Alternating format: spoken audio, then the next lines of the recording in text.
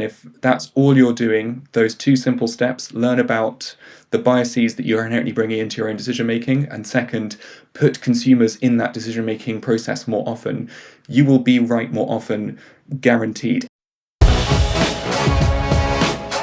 I'm Eric Fulweiler, and this is Scratch, bringing you marketing lessons from the leading brands and brains rewriting the rulebook from scratch for the world of today.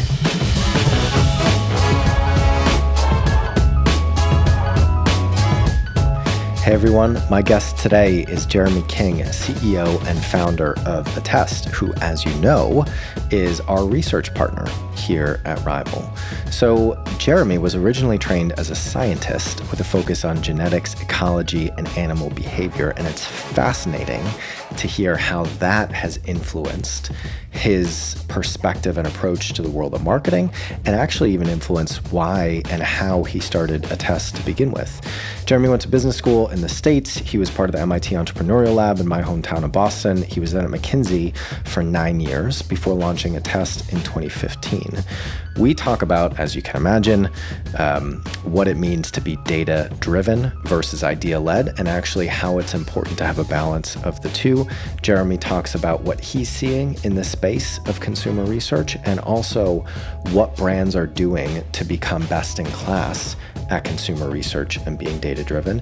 And we also talk about how to create a culture of being open, interested, and curious around data. So it was a really good conversation with Jeremy. We touched on a bunch of different things, and just fascinating to kind of hear his scientist mind and perspective on all this stuff. So I really hope you enjoy the conversation. Please do let me know what you think. And without further ado, please enjoy my conversation with Jeremy King. Hey, Jeremy, how you doing today? Very well. You? I am doing really well. I'm very much looking forward to this interview, both because, as of course you know, we have been using Attest for our own primary consumer research for a lot of the content that we're doing. And then depending on when this episode goes out, it probably won't be live, but people will have heard of the intelligence and advisory platform that we're building. So we are a user and a fan of the product. And then also, in doing our prep for this interview, you have a really interesting background that I'm excited to get into. Some of the things you studied at school. I know you came up through the management consulting ranks at McKinsey, and then, of course, launched Attest 7 years ago now, coming up on 7 years. Amazing. So we're going to hear all about that. And then, of course, a topic that I am very passionate about is data-driven growth and everything that goes into that. So I'm sure that we won't have time to get to everything. Let's dig in. So let's start with the question that we're asking all of our guests. What is a brand that you're obsessed with right now, and why? Obsession for me works both ways. So there's a few brands I'm obsessed with personally, but I'm also obsessed with the ones that do things that are unexpected or where something unusual happens. So right now I've been obsessed with Peloton, Brewdog, and Meta, aka the artist formerly known as Facebook.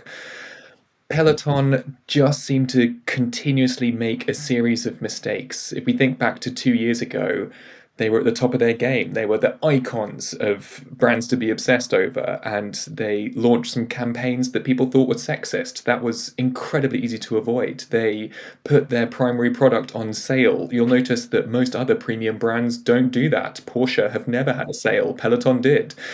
Brewdog in all sorts of mess of their own creation, and they built this amazing brand that drove, you could say, the entire craft beer movement, certainly in the UK, and they're in the middle of doing a bunch of other stuff around that, allegedly, we're meant to say, on top of that.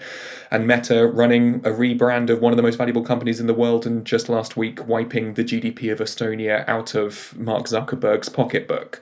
So I'm obsessed with a bunch of brands, many of whom are Attest clients, but where I think it's really interesting is where we see these inflammatory mistakes, massive volatility, big bad moves that blow up or blow up badly. And those are the ones that I think we learn the most fun from, positively and negatively. And those are the ones that, for me, are most fun and therefore most obsessive. So what do you think it is with those? I mean, I think the Meta conversation to me fits in a slightly different bucket, because I think Zuckerberg is, essentially is playing chess and doesn't care about the checkers moves of, the market cap and how people feel about the brand. Like he's playing for 10 years from now, not 10 months from now. But when it comes to Peloton, BrewDog, and some of these companies that are just making mistakes, like the Pepsi Kylie Jenner commercial is another one. There's so many that they just like put their foot in it. I mean, is it as simple as there's just not enough testing and not enough data to go with? Often the opposite of data driven is idea led. And I want to talk more about that. But sometimes it's just like a person who makes a subjective decision. So I guess it's their idea. But it's amazing, for me, having spent so long in the advertising agency world, you think there's very robust, complicated systems around this stuff. And sometimes it's just like somebody saying, oh, I like that idea, let's run with it. So is it as simple as like they just need more data in how they make their decisions, or is it more than that? We like to use the phrase inform every intuition, dissolve any doubt, because we believe that great businesses, great brands have all sorts of great ideas. They just need information to choose between them. Dissolve doubt, figure out how bold to be. Should we or should we not launch it? I think about that Peloton ad, and I'll bring it to life a bit. So this was an ad that showed a lot of, let's just say the real words. It showed a lot of arses or asses, and a lot of people really didn't like that ad. It was labeled as sexist and dystopian and 10 plus years out of date. What we do know is if the people at Peloton, and I say this with great respect because they built an amazing brand and product set, if they just asked 10 people outside their own office what they thought about that ad, they probably wouldn't have launched it. But yet somehow it slipped through the cracks, and those cracks are therefore very, very wide and don't have a lot of data involved. If they just walked around the block and asked 10 people, what do you think about this? They would have known what they found out after spending millions of dollars on it and wiping billions off their market cap by making this terrible error. And then they did it again. They didn't update their pipeline of activities and they got hit twice. So whatever's going on there, it probably is more intuition-led than data-led. I think alchemy and correctness comes when you combine the two. Yeah, I totally agree. Quick sidebar question that just popped to mind. Does your marketing team use Attest? Or maybe a broader question is, how do you remove the guesswork from your own growth? Because I think it's, sometimes there's a situation of the cobbler's children has no shoes, where, ad agencies are actually really bad at their own marketing. So I'm just curious, how do you walk the walk internally with all the things that you talk about externally? We like to call that you've got to eat your own cooking, or sometimes we call it dog Yeah, fooding. dog food. Yeah. Yeah. So externally, I'll split it into external, internal. External, we publish quite a lot of stuff that we produce using our own product. We do it, because we can. It's interesting. We can produce data sets about D2C industry in the US. We could do that every day if we wanted to, every hour. We could do that at a state level, at a city level, at individual age and gender combinations. Basically anything you think is possible, we can produce it. So we like producing it because it's fun to talk about. It also creates, let's be frank, it creates really nice inbound leads, which are, hey, I read this thing, it's super interesting, but I'm trying to apply this to launching my American company in 15 European markets. How the hell do I launch in Germany, and what do they even want? So it helps us show what we can do and use our own product, but it brings back really great business conversations. Internally, probably two main themes here. So internally, we do a huge amount of UX research. Deep down at Attest, what we're trying to do is take this demand that's always existed, this demand to know more about your target customers, to therefore do more research, have more data, to have more information for intuition, and the ability to be bolder and dissolve doubt. So everyone wants this. Our key is to make it simple and easy, but yet every user and customer wants it to be customized to their problem and specific to their biggest pain point, which is also a constantly moving target in every B2C business. So our UX research is all about what problems do you have? How does that change? How would you want to solve that problem? And then it's on us to build technically the hard thing, which is somehow making that powerful thing very simple. And that's how we try to build it philosophically. Then internally, when we make decisions and choices, we try to use data to do it. So just this week, we were talking about things in our offices, and we like to add information to our own intuition and use all the information that we can at our disposal. So I think all across the board we use our own philosophy, but we do it with our customers and users in mind.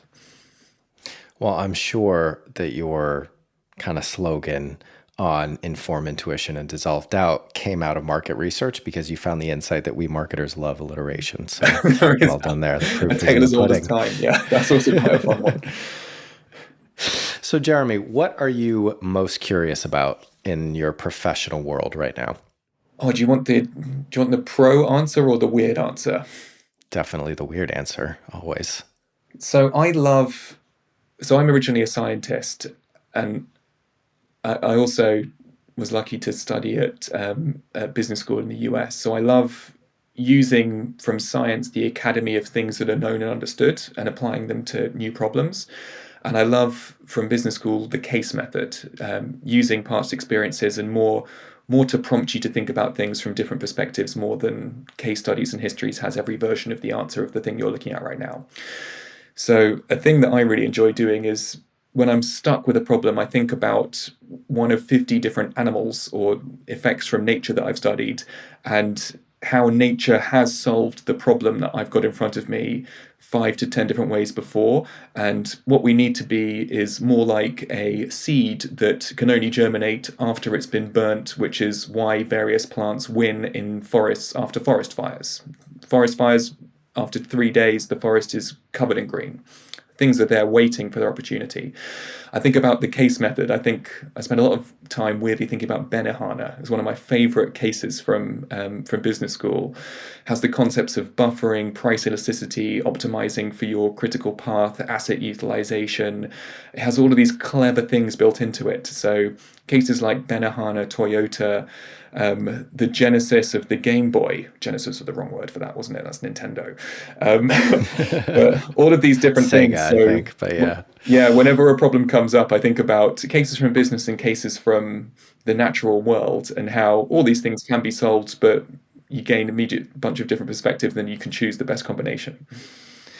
I don't think that's weird at all. And actually, it relates to something I'm very passionate about. And I talk about whenever somebody gives me a chance, but it doesn't always come up that often, which is I find it so fascinating that we all have different dimensions to our lives. And those could be current dimensions. Like for me, family, work, and working out. Those are kind of like my 3 dimensions. But it could be also dimensions over time, what you studied in school, what you did at one point, what you're doing now. And we tend to box our perspectives and learnings up into those dimensions. So for example, how you build routine going to the gym or how you get stronger at a certain lift, you think about in that context, but you don't apply that to work or family. And oftentimes getting smarter or getting better at anything is the same way that you could get smarter and get better at anything else. And so I think it's really interesting. I haven't found the right way to, I guess, really, I don't know, define it in a simple and clear way. But there's something in there that I think you're talking about as well. Is like, I guess it's perspective. It's curiosity and perspective is like looking. Sometimes it takes thinking outside the box to solve a problem inside the box. That's a way too cliche way to sum it up. That's not really what I'm saying. But I think you're picking up where I'm at. I think it's a really interesting thing to talk about. Yeah, completely. I sort of landed on this same thing. It was staring me right in the face earlier on in my McKinsey career. So I was working on financial marketplaces, sort of electronic trading and movement of vast amounts of capital and resources and hunter algorithms that seek out other people who are trying to do electronic trading, work out how they're trying to execute it and praise against them using their own rules. That was, quite new back then. But all of it, we've seen it before in how ecosystems work. Ecological niches change. There's selective pressures on who wins and who loses. They're constantly in motion. Biochemistry tells us how we move atoms and chemicals across concentration gradients. So you can take all these principles and basically use these things to figure out how to break the rules and break the physics of any problem that you're looking at. Early on in my career, it was on things like electronic trading, hedge funds, and how all of that fits together and how it should work. And if you can do it right, you can see the future. which is, with varying degrees of resolution. But by understanding the philosophy about how things evolve and why things are the way they are and where they're probably going, you can start to see the various directions. And it's putting together many different perspectives and ideas and principles from as much diversity of background you can draw on. I think that's always the key to finding a better answer than you might naturally land on first time with intuition alone. Yep. I love it. So, Jeremy, talk to us about your kind of day in the life as founder CEO of Attest. What does that look like now? I constantly struggle to balance this in that as with probably most founder CEOs, there's no typical day in the life. So things I try to do more of that I'm failing at. So I try to speak with customers often. So inspired by people like Nick Mehta at Gainsight, he famously speaks to 20 customers a week. I'm not sure if he does anything else. That's amazing. Trying to do more of that. I try to fill in the gaps in my knowledge, but I'm also learning to try to play to my strengths more. So I like to get involved in things like fundraising, things like hiring. We're always growing our business, and that's a big part of my mix right now. We're growing in many different places, so I travel quite a lot and make it my business to try to offer to support and help people. I really believe in the philosophy of hire smart people and get the beep out of the way. So just trying to do that quite a lot, mostly getting out of the way, but more offering to empower, applaud, support, invest, and then get out of the way. I also spend a lot of time working on charity, so education's really important to me, and I work with a charitable organisation that helps improve primary schools across the UK, so elementary schools for Americans all across the UK, and we help the most challenged schools become at least good or outstanding or great over time. So those are my main mix of things. I also have a 3.5-year-old daughter, which is quite fun. So when I'm not doing those first two, I'm pretending to be a robot in a swimming pool with a big floating island with a 3.5-year-old saying, "Go faster, robot." It's a fun combo. It sounds like it. What's the name of the charity? Because we'll include it in the show notes just to give them at least a little bit of a shout out. It's called Reach 2 Academy Trust. Reach 2 Academy Trust. Great. We'll check that out. Let's continue to talk about kind of your background, because I think it's, with what we talked about and you having different perspectives on things, that's clearly contributed to where you are now with Attest. So the question that I have is what mattered most to getting you to where you are. But I think you can either answer that, or I think the thing that would be interesting is, you studied genetics, ecology, animal behavior. You went to business school. I like how you said you went in the US. You didn't even say you went to school in Boston, but I know you went to Harvard. You were at MIT and Entrepreneur Lab. So you've done it. And then you were at McKinsey for a while. How did you land on the perspective or the insight, the idea to start Attest? Maybe we could dig into that story. I think that would be really interesting. It comes from those two places plus a secret third. So one, I think as you train as a scientist, these ideas are drilled into you and you believe that they are right around empiricism, the scientific method. It is your obligation to follow hypotheses and either prove or disprove them. It is your obligation to contribute to the academy and to peer review other people's things. And if you can find ways to put together different bits of theory and then prove that they are connected, that's kind of the ultimate Yokozuna champion version of being a scientist. So the idea that, and I'll take it back to the old school, I would sit around playing with fruit flies in a lab, trying to discover things that other people haven't discovered before. Some of my research was about how baby reef fish grow up, and that was previously not understood well at all. By building computer models and understanding the difference between different coral reefs, I proved that it was all to do with sound. Different fish develop the ability to hear at different times. They develop the ability to swim at different times. Different fish have the innate ability to know which sounds of reefs are the best ones for them to grow up in, where they have the most ability to succeed, and they swim towards those reefs in a non-random way. So reef sound drives everything, and that's what causes fish to just turn up. And you can discover these amazing things. It's all there kind of for the taking. And so I loved the following ideas, testing, learning, constantly exploring, and maybe you find something, maybe you find nothing, but that's all progress. Maybe you recognize parts of our of our marketing in this already. But part one, that's how I think the world should work. More businesses should work that way, and more people in businesses should work that way. Particularly in B2C, we have quite light versions of this. We have think about bias, be conscious of bias. In science, bias is not only wrong, it's basically illegal. You get thrown in scientist prison and they throw away the key. Second, working at McKinsey, I got to work in over 25 different countries, always very high pressure things that had to, big new things that we were building, or things that are going terribly wrong where the client or the board or the CEO can't figure out what to do. And you bring in a bunch of children with laptops and somehow that's going to be the solution. What I saw across all these different things, there was some commonality. Every business had lots of data about their operations, their supply chain, their financial reporting, their payroll, all sorts of internal data. Great, love it. ERP stuff.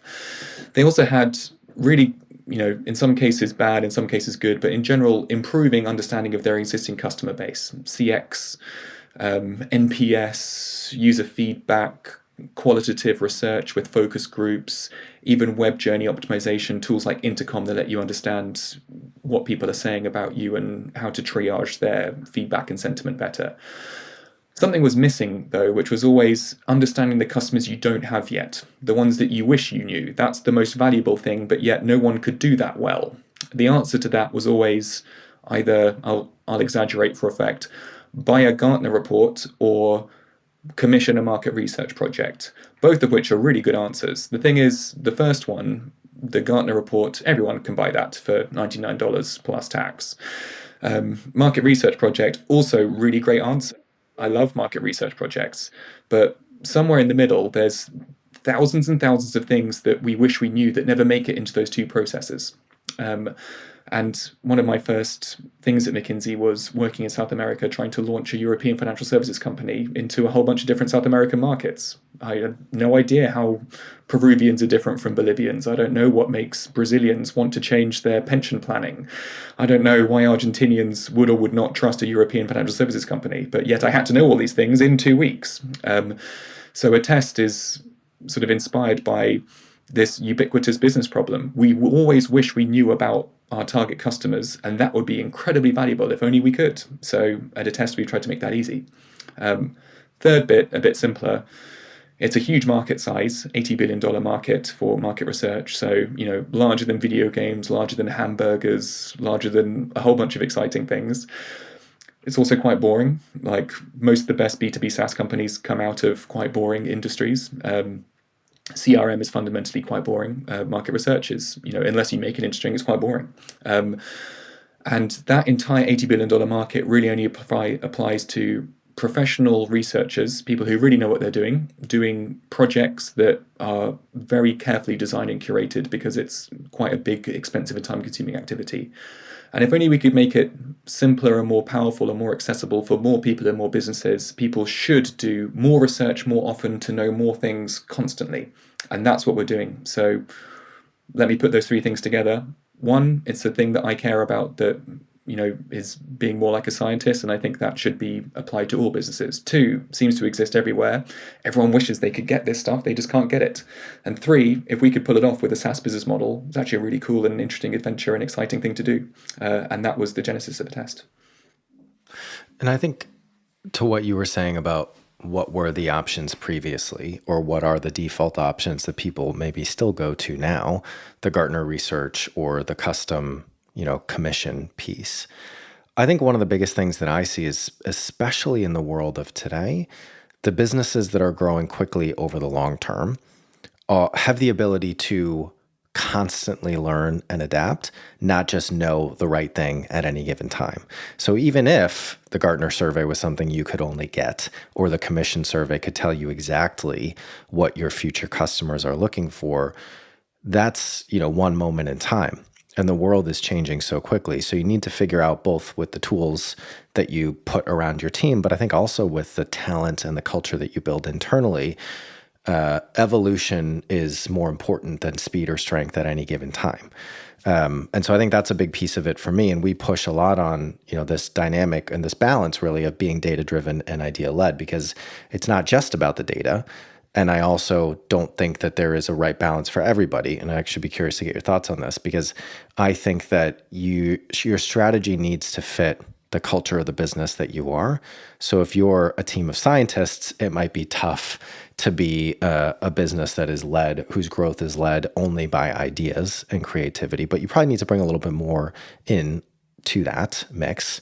And then the opposite is also true. So I think as CMOs or heads of marketing or anyone that's kind of responsible for more than just themselves, thinking of that balance between being data driven and idea led, you need both. And you need the culture and the talent, and then also the technology in today's day and age, because there's so much more opportunity with the new stuff that's out there to give you both of those assets. Yeah, and there's also an inherent unfairness out there as well. So I'll pick two extremes for effect. So we have big companies that use our product. They have all the data in the world, and we walk in there and have a conversation with them about what is Attest, and they say we have all the data in the world. We have 40% market share in some of our categories. We in some markets we are over 70% of the market. We buy every data source there is. What could you possibly have that we don't already have? We're like, oh, is there anything that you don't know? What don't you know about something that would really change the destiny of your most important decisions in the next couple of weeks? And they're like, oh, there's hundreds of things we don't know. We're like, okay, there you go, that's what a test is for, whatever that thing is. And they are constantly trying to act like smaller attackers, how to measure short-term trends, how to be bold in branding, how to take risk but where it's justified, how to move fast and be agile. That's what our product is to them. For the small people, they're looking up at, if you're trying to enter the men's shaving category, you are competing against some really big players. You don't have all the data they've got. You will never probably have their branding clout nor history. You can't get Neymar or David Beckham as your, product go-to-market partner. But what you can do is move really quickly. And those small companies don't have data science or insights or research teams. They don't have 40% market share and therefore, data that represents the entire category. But what they do have the ability to take huge risk and to be bold and all the opposite of the other things. So both of those groups use our product, but for very, very different reasons. And it's actually quite exciting for us when we see that there are ways that you can accelerate your business in either direction constantly, and that knowing target customers better than anyone else is always the answer. So we like to think about that bit as making competition, market dynamics, product innovation, marketing more fair, because it's driven more around the customers and therefore hopefully lower waste as well. And both of those things are in our minds very exciting.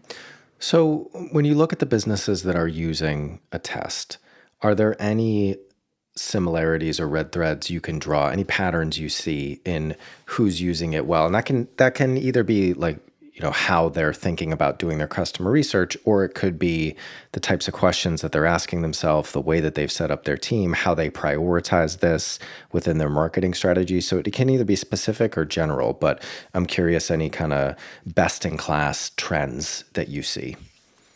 Yeah, there's definitely a best in class that I can see, and it's, you already touched on it earlier. It's kind of the balance between what you know and what's changing versus the moves you're trying to pull off and how to make them better. So the best users we see at Attest are the ones where they have this continuous measurement, ones where they've got thread A, continuous understanding, and what they're looking for tends to be things like a change in our competitive dynamic. A new competitor has emerged in XYZ market, or there's a new buying factor. Sustainability used to be the seventh most important thing. Now it's in the top four. Maybe look out 2 quarters, that's going to be number 2 or number 1. So if we want to be 3 months behind rather than 3 months ahead rather than 3 years behind, we probably need to do something about that right now, because our product development cycle and our go-to-market cycle is 3 months. So like that's a need to act today thing. So what they're doing is, over all the markets they're in, all the demographics they care about, they're looking for new trends, new emerging dynamics, new competition, and new opportunities. Sometimes they'll run research in markets that they aren't yet present in, so that they can start building up that knowledge base before they get into the market, and they can figure out what they're changing in that market. So these are all very clever and tactical ways of running ongoing research to know more than others, to see things at the point where you need to act immediately, so that you are acting ahead of change rather than letting the change happen to you. thread B is those same customers and users also use a test to understand bold and wild moves. So I'll give a real example here. Bloom and Wild banning red roses at Valentine's Day. It's the number one selling SKU at Valentine's Day in the UK. Bloom and Wild, this is very topical in early February. Last year they said, you know what, we think in our building red roses are a bad idea. People who receive red roses think they're last minute, lazy choice, bought in a gas station, overpriced, low care factor. It's better than nothing, but it's kind of lazy and sad. People who give red roses in all of Bloom and Wild's research, which they published, they kind of admit all of that. Plus, they said, yeah, it is lazy. And also, I know that red roses are very unsustainable. I know that there's this huge bloom in what red rose production at Valentine's Day, and then it's kind of dead the rest of the year. So it's overpriced, it's under-recognized, it's lazy, and you're right, I am lazy, and I actually hate that I gave you red roses. I'm actually really sad. Bloom and Wild ran so much research, and they got very specific about exactly where they did this. They banned selling red roses in the UK. That got them a 4 times year-on-year increase in Valentine's Day revenue and a 51% increase in share of media attention. So when I say inform every intuition, they're like, oh, we just wonder, we don't think this is a good idea. They added so much data and they realized it's not everywhere. Specific people in specific markets, specific product lines. Dissolve any doubt, how far to go. Delist the number one selling SKU to pop the top off your revenue growth. That's exciting. So deep down, target customers hold the answers to all of this. We just need to find out.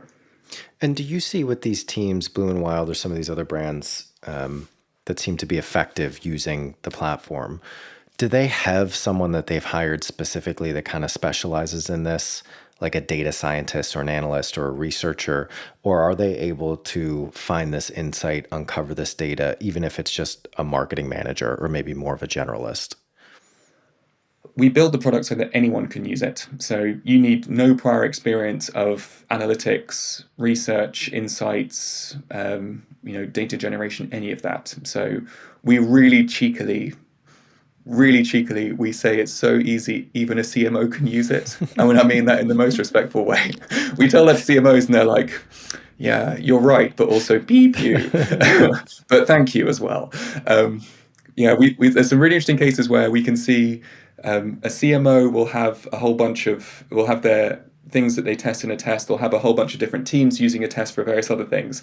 And every now and then we see some leakage between things that are in the CEO's head, and then eventually they'll discover some like seam of gold or rubies stuck in the ground, and then they'll release it to one of their teams, and they'll start researching a whole bunch of stuff around that. So CMOs often use a test as like their own private hobby horse or testing ground, and then they'll get to the point where they're like, actually, I've really found something here. Then they'll suggest to their teams, you might want to research around this. I've just done a few little pilot bits and it looks like there's something to do here. In reality, they've tested 50 things. This is just the one where it worked. And then the whole org pivots around it. And that's a great job. That's the company really succeeding. You tested all these things. You completely bombed out on most of them, but you did find something amazing. And then everyone's suddenly talking about it and you're researching, what color to make it. Does it work everywhere?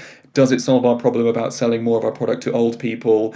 Is our brand perception going to be positive or negatively improved by this? Like all of that. So that's where we get most excited about how clients use our product, is when we see this sort of very iterative, continuous testing, big, bold move unlocking, plus this kind of dynamic of everyone talking about data and customers in the way they didn't used to. That's when it's working, because everyone in B2C companies deep down knows that they should know more about target customers, and they haven't in the past just because has been hard. Yeah. And I know I keep coming back to this in this conversation, and really in a lot of the conversations that I have. Like the cultural piece is so important. Where you just ended that piece of what you said was, people are constantly talking about it. Or I always think of the Peter Drucker quote of culture eats strategy for breakfast. And then one of the things that I say in the work that we do here at Rival is, the people side of what we do matters so much more than the research or the strategy or the training even, because the best strategy, the most advanced technology, the most comprehensive tool doesn't matter if you don't have people that are set up to be able to use it, but are also passionate about why it's important. And so I think that oftentimes when somebody says culture, it can kind of get brushed aside. But I really think, at least for me, for the people listening, thinking about that, obviously there's the tools and there's the talent, and how do you actually plug this into the work that you do? But I think thinking about the culture that you have internally within your marketing team, and how you just nudge that in the direction of people being a little bit more curious and comfortable and open to what data-driven means for their role. I think that's such an important takeaway from this conversation, at least for me. I completely agree. And that I got some really good advice early on in my McKinsey career about how to do good strategy consulting, and it also applies to this problem. So someone told me really early on, there's two worst nightmare things that you can possibly do here. And this was not part of any of our training onboarding. It was just some great advice that they gave me. One is you could write the best PowerPoint presentation in the history of mankind, and that could end up in a drawer and no one will ever read it. You have done your job in that you produced the report and the client got what they paid for, but you did not do your job. You did something far worse. That's a massive waste of their time and yours if it ends up in a drawer. So yeah, huge success, wonderful slides, except no one cares. It's in a drawer. Second, how you get people on board and how you share your work is far more important than what it is. So you may, through sheer luck or your horsepower, come across the perfect answer in the first week, and then you could either A, go and tell everyone about it and dump it on people and walk away in a puff of smoke like a bad magician, or you could spend 5 weeks knowing where you're probably going to get to, but getting everyone to sort of discover it with you and to help everyone kind of get their part of it. Maybe you change it slightly and it changes color or flavor. Maybe not that much, but how you get to the answer and is far more important in how it sticks and how it works. So don't end up in a drawer, and how you get to the answer is far more important than what the answer is. And both of those really, really stick with me. Yeah, I have my similar versions of those that I've learned over my career, and definitely wish I had learned earlier. But the whole, don't be the deck in the drawer is outcomes, not outputs. And so we try to weave that into the work that we do. Alliteration, gotta have it in there. The next one does not have alliteration, unfortunately, but maybe I'll rethink it. And that is, there's a difference between being right and being effective. And for me, that really works. And of people I've managed, I've tried, because I think, and even for me, when I was young, I think I didn't get that point. I was like, well, I know the answer. Like, it's this, done, or it's your fault. This is the other thing. It's your fault, or it's somebody else's issue if that doesn't lead to the result that we're all looking for, because like I came up with the right thing. I did my piece. But that doesn't matter, especially if you're a manager, especially if you're a leader. You only get judged on the output that you create collectively with the people that are around you. And so while it might seem that you don't want things to work that way, you have to focus on being effective, not just being right. So that's my take on that, but I totally agree. So Jeremy, we're coming up on time. I think even in that last 2-3 minute segment, we've already landed on a couple things that people should do differently after listening to this episode. But what else? If you had to sum it up, one thing that people listening should do differently, and in addition to, of course, going over to askattest.com and signing up for a free survey. I'll put the plug in there so that you don't have to, but people have heard it over the last couple months of this podcast as well. But from everything you've talked about, your experience and what you see out there today, what's one thing that people should do differently after listening to you? A very simple thing. It's take the first step to understanding your target customers in new ways. And this takes us down two core strands. One is removing bias, removing subjectivity, removing projection, removing confirmation bias from your decision making. And two is adding more inputs. If only, if I could wave a magic wand across all B2C businesses, I would get them to understand the very simple core tenets of bias. Don't assume that everyone is like you. Don't assume that you know better than anyone else about your customers. Do assume that when you're making a decision, you are looking for ways to confirm what you already believe as opposed to disprove and maybe find a better answer. We know through all sorts of human factors research that this is what we are all doing. The sooner you can start to recognize your own flaws and traits within this, the sooner you will start being more effective in your teams, for your business, for yourself, with your goals. Simply by understanding these different effects and starting to at least act upon them even 1% of the way. You don't need to be an expert. You don't need to be Darren Brown or psychic.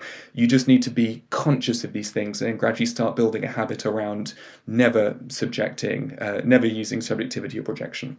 An interesting example there, just to bring it to life, we at business school, the way that this was demonstrated to us, they ran a really simple survey, and obviously, I love surveys. Ran a really simple survey, just had 2 questions. 1, what percentage of the Harvard Business School student body has an iPhone? 2, do you have an iPhone? You can guess where this is going. This was 2008. Of the people, about 25% of people had an iPhone. They thought 60% of the student body had an iPhone. Everyone else didn't have an iPhone. They thought it was about 20% had an iPhone. So nobody was right. Everyone was wrong. Everyone thinks the opposite of what they have, and that what they have is right and true for everybody. All of that leads us constantly down the wrong path, and none of us are our target customers. Like when you look at ads on TV, let me tell you a secret, none of them are for you. They're all for other people or the mass market. Second is just start thinking about your target customers in a different way. Start bringing in new inputs. It doesn't have to be research, it doesn't have to be simple or complicated or fancy or new. Just start bringing in new inputs, because that will give you a better decision quality every single time. And if that's all you're doing, those 2 simple steps, learn about the biases that you're inherently bringing into your own decision making, and second, put consumers in that decision making process more often, you will be right more often, guaranteed. How much is up to you and how fast you can change. But these are 2 really, really simple things. It is a bit like, have less salt, drink less alcohol, don't smoke and eat your greens.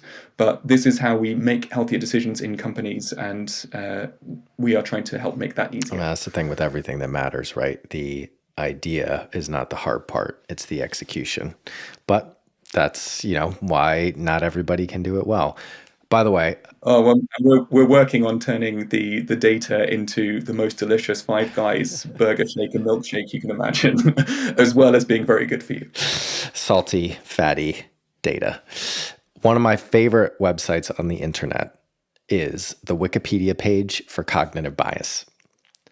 Fascinating read, because you just have no idea how much there actually is. I forget. I should go look at it. I haven't looked at it in a while, but it's unbelievable. And just to your point, the awareness of that gives you the perspective to approach things in a much smarter way. Jeremy, thank you so much for making the time. This was a fascinating conversation, and thank you for everything you've done at Attest. We are certainly benefiting from it here at Rival. If people want to get in touch, well, they've heard me for a little while now talk about the website and all that, but what about you? If people want to connect with you directly to talk more about everything you've discussed today, where would you want to send them? I'm on LinkedIn, easy to find me, Jeremy King Attest. Also first name dot last name at domain, very easy, jeremy.king@askattest.com. I love meeting people at events. Come find me.